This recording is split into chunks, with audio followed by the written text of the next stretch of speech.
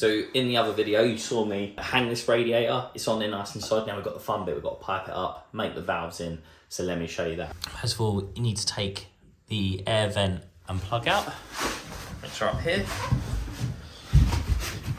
And just make sure there's sort of no crap in there. So I like to give it a little blow, make sure it's all right. Then we move down here and take these bungs out, and the same for the bottom.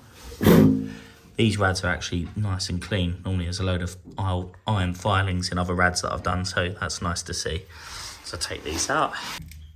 A little bit of grit on that one, but it's fine, just get rid of that.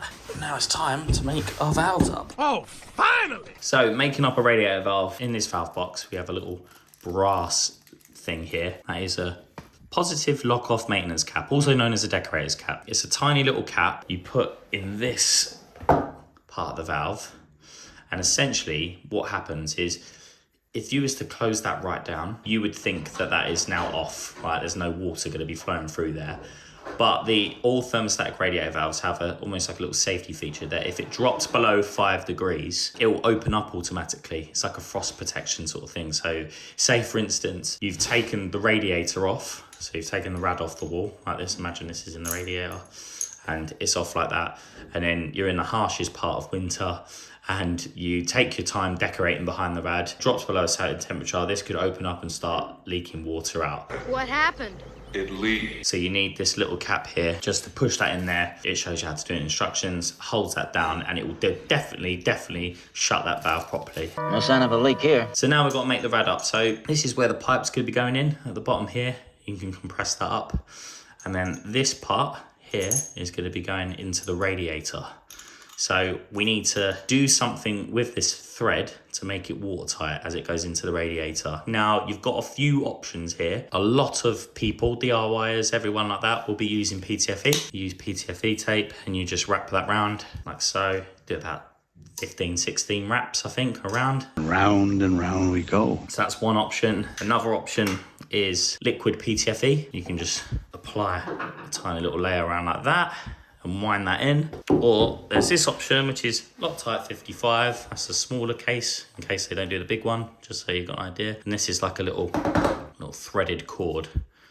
And you just wind that into the valve like so. So I'm going to be using this one just because with these column radiators, I'll pretty much use this for everything, liquid PTFE, but I've had some issues in the past where it just hasn't set properly, or there's been a bit of grit in the thread or something like that, and I'd had a leak. It's the only time I've ever had a leak with liquid PTFE. I'm not going to be using this time. I'm going to be using what I like to use is that. All right, let's wrap this up. You just start out there.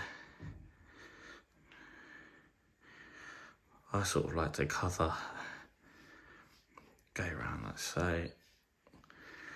And then when I went to a Loctite stand, they said they like to sort of go around like this. And that should be more than enough.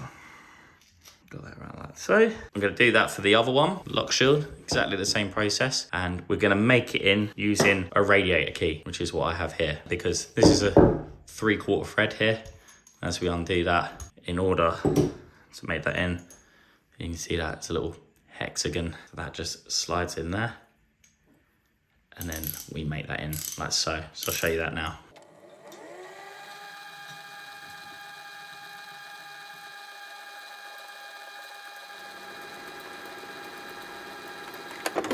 So that's that made in. That's all done, nice and tight. So this can now just thread on here like so. So that's going to be like that when it's done.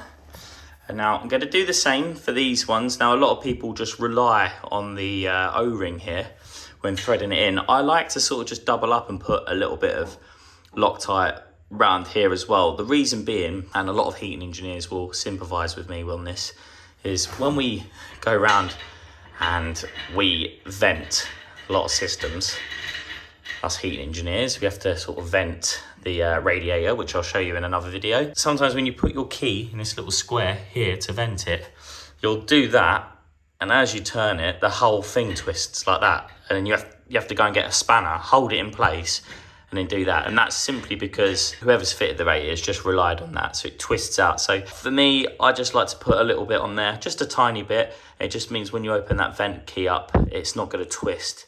It's got that little bit more resistance. Good advice. So I'm going to do the same now for the other sides. When it comes to making an event, I like to put these in the most accessible place, or if it's equal like this one, I just tend to put it on the right hand side because most people here are right handed. It's as simple as that. So you just use your right hand. Makes sense. Same with flow and return. I've made the flow in on the right here, so it's going to go in that way and return out the other side. So let's get this made in, shall we? I've successfully made in the valves there. They are ready to go. So now what I need to do is pipe it up. And remember, if you like the video, Big fan. give it a little thumbs up and subscribe to the channel. Join us.